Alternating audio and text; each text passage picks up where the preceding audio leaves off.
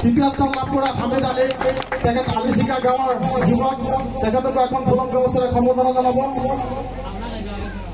চতুৰ্থ স্থান লাভ কৰা জিয়াপুৰা মান 2 নং জয়নগৰ গাঁৱৰ যুৱক তেখেতকো এখন ফুলক গছেৰে সম্বৰ্ধনা জনাব।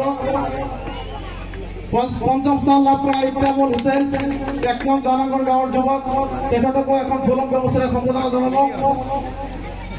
ষষ্ঠ স্থান লাভ কৰা আবুল হুছেইন 1 নং জয়নগৰ গাঁৱৰ তেখেতকো এখন ফুলক গছেৰে সম্বৰ্ধনা জনাব।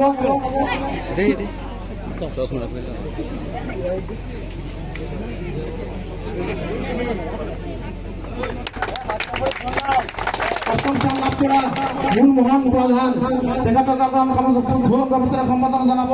তেখেত 2 নং জয়নগৰ গাঁৱৰ যুৱক।